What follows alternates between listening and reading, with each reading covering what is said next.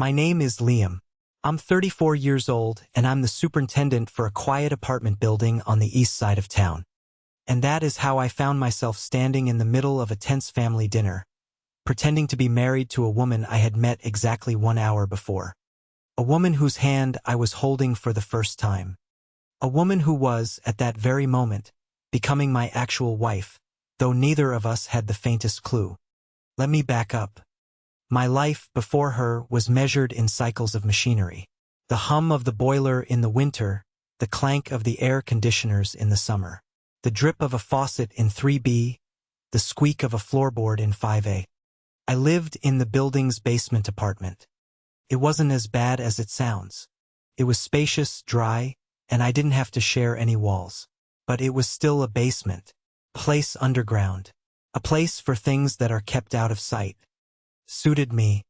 For the past 5 years, I had been perfecting the art of being a ghost. I was the quiet, competent man who fixed things. People were happy to see me when their plumbing backed up, and they were happy to forget me the moment it was fixed. I didn't mind. In fact, I preferred it. The world upstairs, the world of dinner parties and weekend plans and messy, complicated relationships, felt like a foreign country. One I'd visited once and been promptly deported from. It started after my dad died. He was a locksmith, a master of his craft. He didn't just work with metal and pins, he worked with principles. He taught me how to listen, how to be patient, how to feel the subtle give of a mechanism that was ready to yield. You don't force a lock, son, he'd told me, his hands smelling of graphite and steel. You listen to it. You earn its trust. You feel for the path it wants to take. He saw the world that way. People too. Some things you can't force, he said. You can't force a rusted bolt and you can't force a broken spirit. You just have to be steady. You earn your way in. You don't break the door down. When he was gone, the silence he left behind was deafening. I tried to fill it. I tried to be the person I thought the world wanted. I dated a woman named Sarah. She was bright and loud and full of life, everything I felt I wasn't. She called me her rock. For 2 years I was her rock. Steady, quiet, always there. Then one day, she decided she didn't want a rock. She wanted a firework. It's just, you're too quiet, Liam, she'd said, standing in the middle of the apartment we shared, the one that was suddenly just her apartment again. You're always just here. You don't want anything. You don't get angry. You don't get excited. It's like living with a ghost. A ghost. She wasn't wrong. My father's death had hollowed me out, and my relationship with Sarah had taught me that the hollow space was a liability. So I stopped trying to fill it. I retreated. I took the superintendent job, moved into the basement, and surrounded myself with things that made sense. Tools, schematics, problems with clear, tangible solutions. I became an expert in fixing everything except myself. I walled myself off so effectively that I eventually forgot there was anything behind the wall worth protecting. I had stopped wanting. I had stopped feeling. I was just the quiet man in the basement. And then she came downstairs. Her name was Chloe. I was at my workbench, polishing a piece of silver I'd been tinkering with, a failed attempt at making a simple ring. The overhead fluorescent light hummed its usual, lonely tune. The heavy fire door to the stairwell creaked open, spilling the warmer, softer light from the hallway into my concrete world. She stood there, silhouetted for a moment. She looked like a cornered animal. Her eyes were wide, her breathing shallow. I'd seen her around the building, of course. Appartement 4D. Always a polite nod in the hallway, but nothing more. Are you Liam? She asked, her voice trembling slightly. I nodded, putting the silver band down on the worn wood of the bench. Is something wrong? A leak? No. Yes. I need your help. I wiped my hands on a rag. Okay, what's the problem? She took a step closer, her eyes darting around my workshop as if she was looking for an escape route she'd already decided not to take. I need a husband. I blinked. The boiler kicked on with a low rumble, the only sound in the room for a long moment. I'm sorry. A fake husband, she clarified. the words tumbling out in a rush. Just for an hour. Maybe two. My whole family is upstairs in my apartment. My sister's fiancé's family is there. It's a dinner. And he's there. The emphasis she put on he was heavy enough to bend steel. He who? I asked, my mind struggling to catch up. This was not a broken pipe. This was something else entirely. Marcus, my sister's ex. It's a long, awful story, but he's trying to ruin everything, and my family. They don't see it.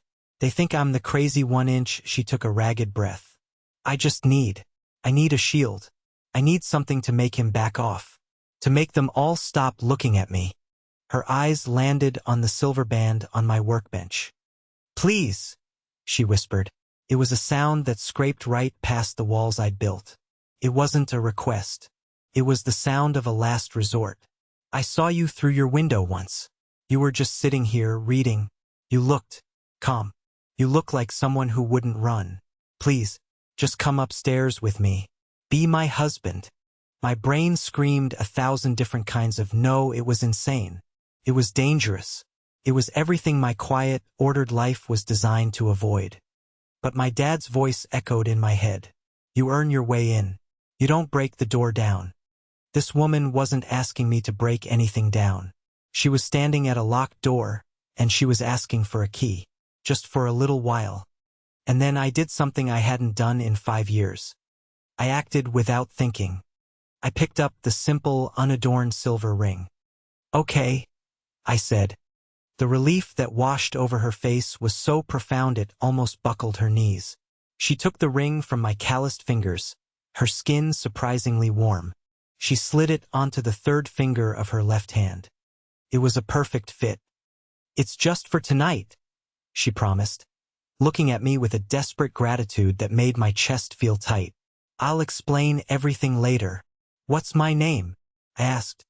Liam, she said, testing it out. My husband, Liam. She took my hand, and together we walked out of my quiet basement and up the stairs into the fire. The moment we walked into apartment 4D, the noise hit me. Laughter, clinking glasses, the low murmur of a dozen conversations. It was a world away from my workshop. And in the center of it all, holding court by the dinner table, was a man with a smile that was too bright and eyes that were too sharp. He had to be Marcus. Chloe's grip on my hand tightened. Here we go, she breathed. Every head turned as we entered. The conversations sputtered and died. It was like a record scratch in a movie. Chloe's mother, a woman with a permanently worried expression, was the first to speak. Chloe, there you are. We were getting worried. Her eyes flicked down to our joined hands, then to my unfamiliar face. Mom, everyone, Chloe said, her voice a little shaky but clear. I'd like you to meet Liam, my husband. Silence. A thick, heavy, suffocating silence. Then a fork clattered onto a plate.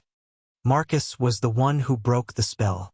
He let out a low, theatrical laugh. Husband? Chloe? Darling, you never fail to surprise. He walked toward us, his smile a predatory thing. Marcus, he said, extending a hand to me. An old, family friend. I shook his hand. His grip was firm, a classic power move. Mine was just a handshake. I didn't play those games. Liam, I said.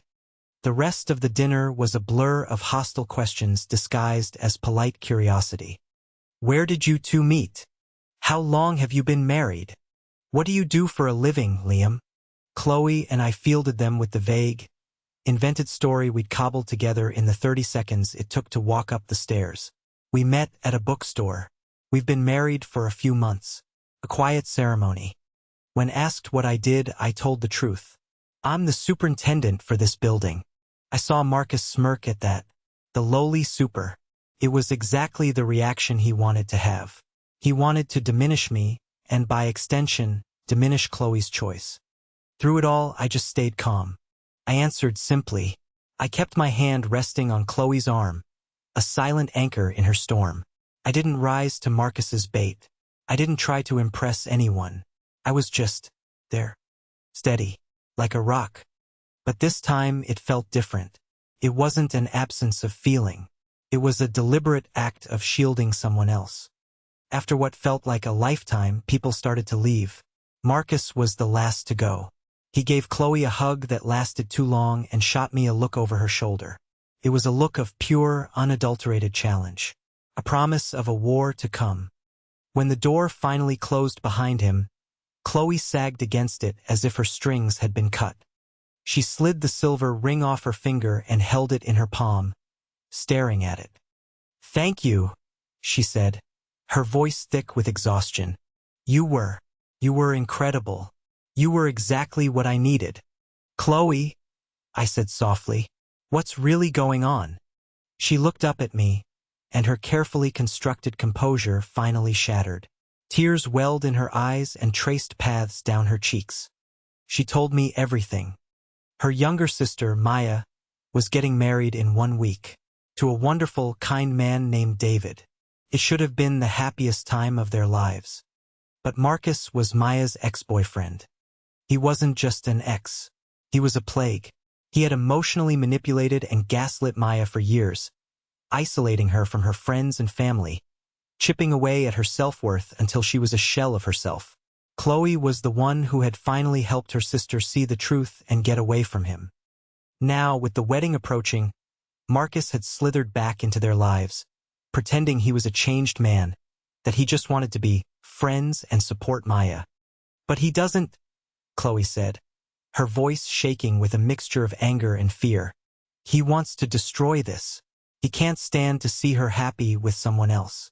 He wants to get in her head, make a scene at the wedding, do something to prove he still has power over her." The family, eager for peace, had bought his act. They saw Chloe's fierce protectiveness as bitterness. They told her she was being dramatic, that she needed to let it go, that she was making things awkward. They saw her as the problem. The world was telling her she was the villain for trying to protect the person she loved most. If you've ever felt like you're the only one seeing the truth, like you're screaming into a void while everyone else smiles and nods, then you know the kind of desperation she was feeling.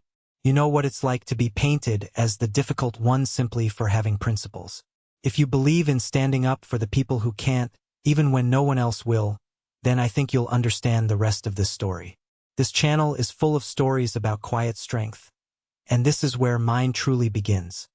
"So," she finished, wiping her eyes, "I came up with a plan. A stupid, crazy plan." Her plan was an act of sacrificial genius. She knew Marcus was a narcissist, driven by ego. He couldn't stand being irrelevant. So, she decided to make herself the new, more interesting target. "If I'm the one causing drama," she explained, "if I'm the one with the secret husband and the scandal, he'll focus his energy on me, on trying to expose me and humiliate me. Takes the heat off Maya. I become the lightning rod. I'd rather he destroy me than her wedding." I just stared at her. She was willing to burn her own reputation to the ground to give her sister a single week of peace. She was casting herself as the unstable, dramatic sister to shield the fragile happiness of the person she loved. It was the single most selfless thing I had ever witnessed. And the world was calling her crazy for it. My dad's words came back to me again, but this time they felt different. "You earn your way in." I looked at this woman, a practical stranger, who had just laid her entire vulnerable heart bare in the middle of her living room. "The wedding is in a week," I said, my voice quiet. She nodded, looking down at the floor, probably expecting me to run for the hills. "There's a rehearsal dinner on Friday, and a family brunch on Sunday. It's a lot to ask." "You don't have to." I thought about my basement, my quiet, empty, safe basement. For the first time in years, it didn't feel safe. Felt like a prison. I reached out and took the silver ring from her palm. I gently took her left hand and slid the ring back onto her finger. "A husband wouldn't leave his wife to face that alone," I said. "I'm in, Chloe, all the way to the wedding."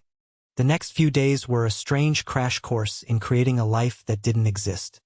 We had to build a history, a foundation for our lie that could withstand the scrutiny of Marcus and her well-meaning but oblivious family. We met in my workshop after I was done with my rounds each evening. It became our secret headquarters.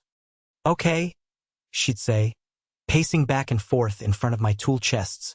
We met at a hardware store, not a bookstore. You're a superintendent. It makes more sense. Aisle 7, I added, playing along. I was trying to find a specific type of toggle bolt. You knew exactly where they were. She smiled, a real smile this time. Changed her whole face. I did. And I told you that you were using the wrong kind for drywall. And I was impressed, I said. And a little annoyed. You asked me to get coffee to thank me. And you said no, I countered. She laughed. A real, genuine laugh that echoed in the concrete room. It was a beautiful sound. I did not. I would have said yes. Okay, you said yes, I conceded. First date was at that little coffee shop on Miller Avenue. We talked for 3 hours. What did we talk about? She asked, her eyes sparkling with the game of it all. And somewhere in the inventing, the strangest thing happened.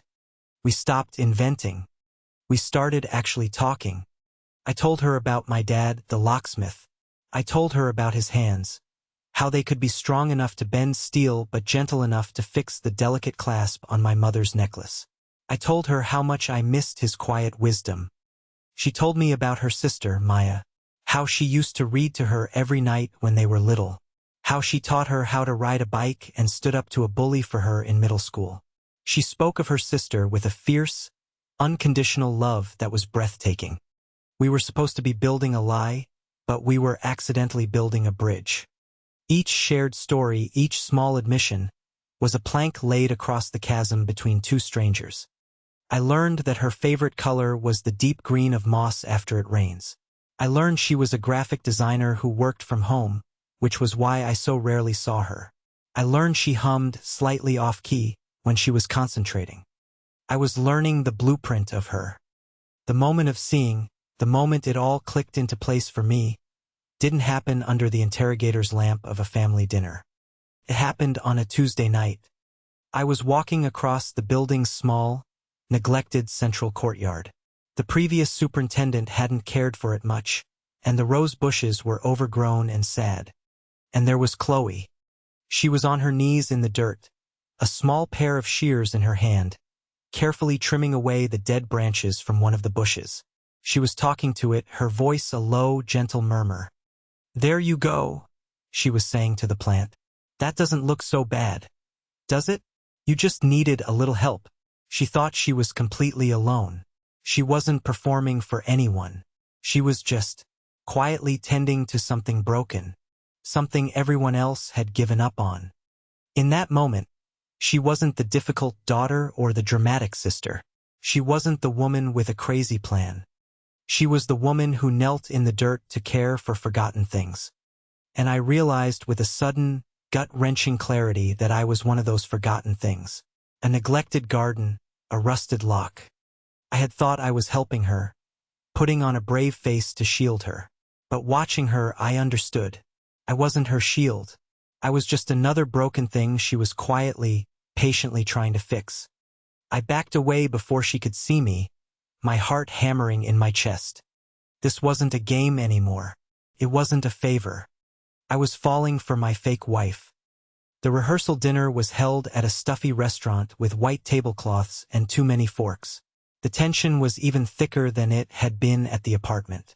Marcus was in his element, gliding from table to table, dripping charm like poison. He made a beeline for us the moment we sat down. "Chloe! Liam!" he boomed, pulling up a chair. "So glad you could make it. I was just telling everyone how wonderful it is that Chloe has finally settled down." The condescension was palpable. Chloe's hand found mine under the table. I gave it a reassuring squeeze.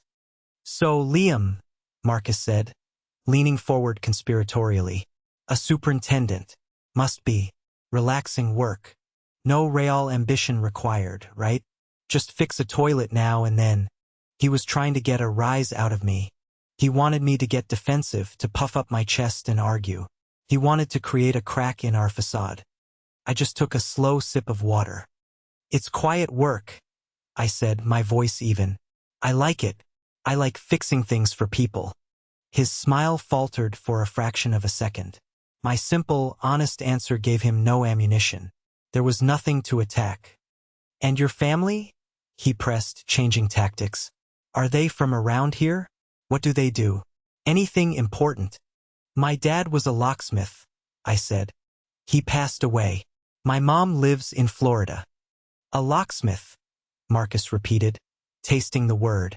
Goo. Chloe started to speak, a flare of anger in her eyes. Marcus, that's enough.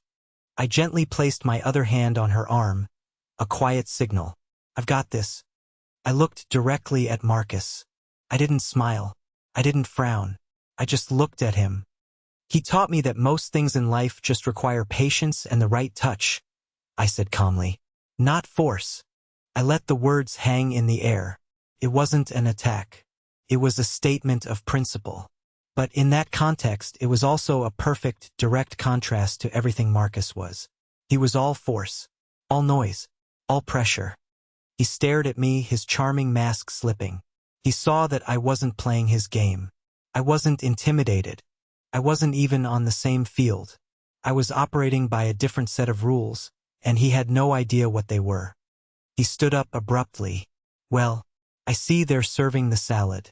Enjoy. He walked away, not gliding anymore, but striding. Chloe looked at me, her eyes wide with something I couldn't quite name. It looked like awe. How do you do that? She whispered. How do you stay so calm?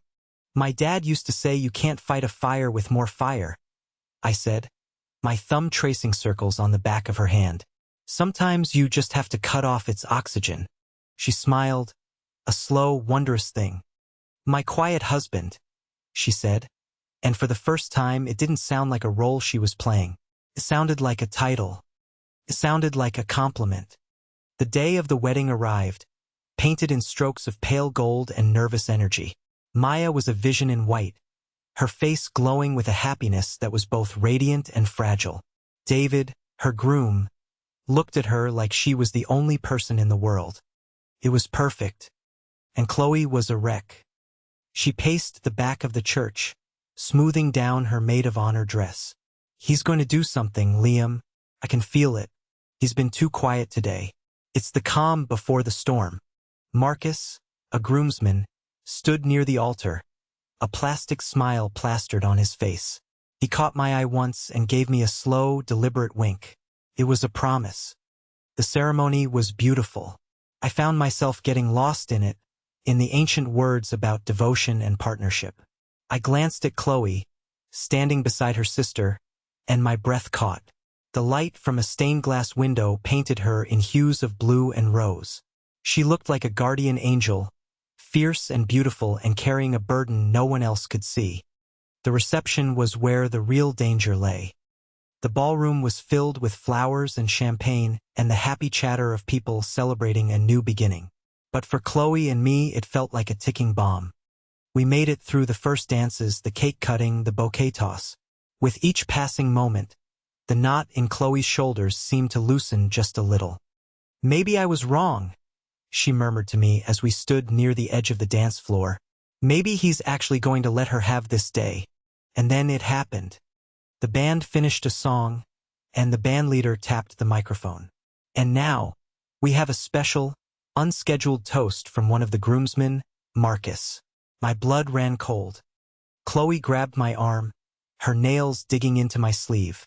No, she breathed. Oh no. Marcus strode onto the small stage, taking the microphone. He looked out over the crowd, his eyes finding Maya first. To Maya, he began, his voice smooth as velvet and sharp as glass. The most beautiful bride. I've known her a long time, longer than David, and I've always believed, I've always known, that she was the one that got away. A wave of uncomfortable silence rolled through the room. Maya's smile froze on her face. David put a protective arm around her. This was it. The moment he was going to poison everything. He was going to spin some story, make some insinuation, and plant a seed of doubt and drama that would ruin not just the night, but the start of their marriage. I looked at Chloe. Her face was pale, Her eyes filled with a horrified resignation. She had tried so hard, and it wasn't enough. My father's voice was a whisper in my ear. Not force, patience, the right touch.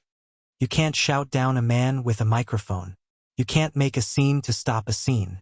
You have to change the entire equation. You have to cut the oxygen. I let go of Chloe's arm. I started walking. I didn't run. I just walked, purposefully, not toward the stage, but toward the DJ who was sitting near the band, managing the playlists for their breaks. Marcus was still talking. A connection that some people are just lucky enough to find and foolish enough to lose. I reached the DJ's table. He looked up at me, surprised. He was a young kid, probably working his first dozen weddings. "Excuse me," I said, my voice low and steady, audible only to him. "My wife and I requested a song for the next dance. It's our song. Can you play it now, please?" The DJ looked confused. He gestured toward Marcus on the stage. "But he's in the middle of a toast." "It's time for our dance," I repeated, not as a request, but as a simple statement of fact. I met his eyes. I wasn't angry. I wasn't threatening. I was just calm, unflappable. I was the super telling him the water was being shut off in 5 minutes. It was just information. It was just what was happening next. Something in my certainty must have convinced him. He nodded, turned to his laptop, and clicked a button. The opening chords of an old, soft, classic song, the very one Chloe and I had decided was our song in my workshop, filled the room. On stage, Marcus's microphone went dead. He tapped it. "Hello? Check." He looked at the bandleader, confused. The bandleader shrugged, pointing to the DJ. The music swelled. I didn't look at Marcus. My focus was elsewhere. I walked across the now empty dance floor, directly to the head table where Chloe was sitting, frozen, watching me with disbelief. I stopped in front of her. I held out my hand. "Chloe," I said, my voice just for her, "may I have this dance?" She stared at my outstretched hand as if it were a lifeline. She looked from my hand to my eyes, and in them, she saw not a hero, but a partner, a safe harbor. She placed her hand in mine. I led her onto the dance floor. The entire room was watching, but their focus had shifted.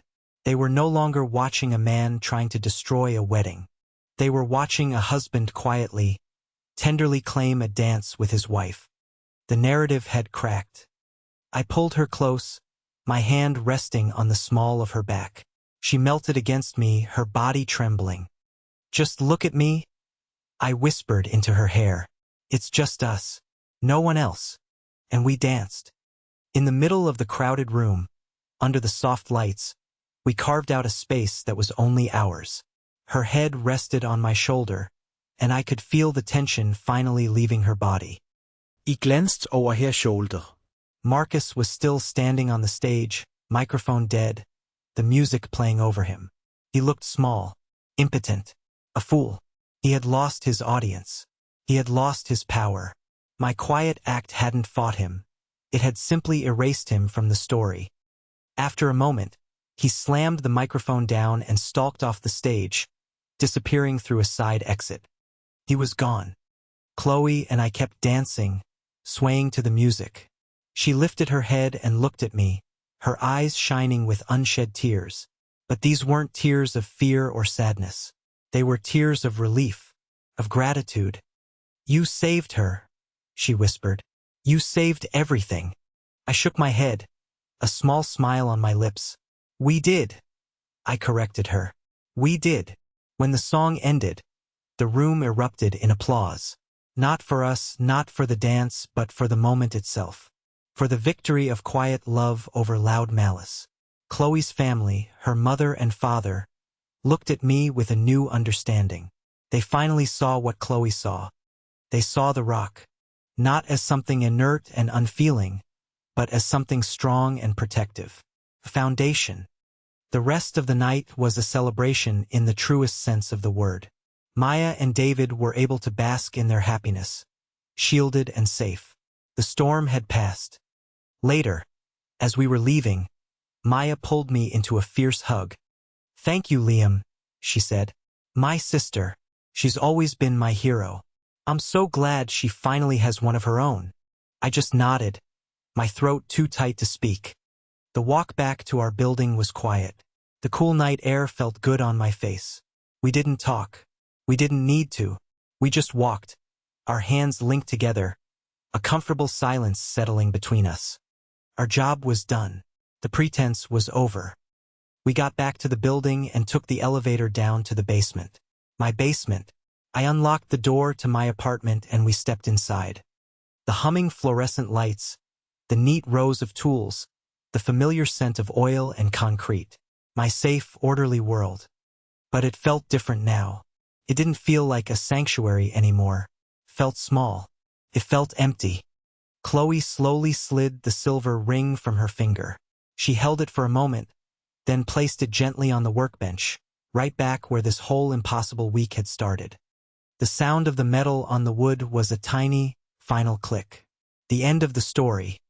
"Thank you, Liam," she said, her voice soft in the quiet room. She wouldn't look at me. "For everything. I can't. I don't know how to ever repay you." "You don't have to," I said. The silence that followed was heavier than any we had shared before. It was the silence of a goodbye. The silence of things left unsaid. I couldn't stand it. "Chloe," I started, and my voice was rough. "I don't want to go back." She finally looked up at me, her brow furrowed in confusion. "Go back where?" "To before," I said, gesturing around the workshop. "To this. To being the quiet guy in the basement. To being a ghost." I took a step closer to her. "This week. Pretending with you. It was the most real I've felt in 5 years. My heart was pounding, a frantic drum against my ribs. This was more terrifying than facing down Marcus. This was the real risk. It wasn't pretend for me, Chloe," I confessed, the words raw and honest. "Somewhere between the hardware store and the first dance, I fell in love with my fake wife." She just stared at me, her lips slightly parted. Her eyes searched mine, looking for the truth. "I don't want this to be the end of the story," I whispered. She took a shaky breath, and a single tear escaped and rolled down her cheek. She reached out and touched my face, her fingers tracing my jawline. "It wasn't pretend for me either,"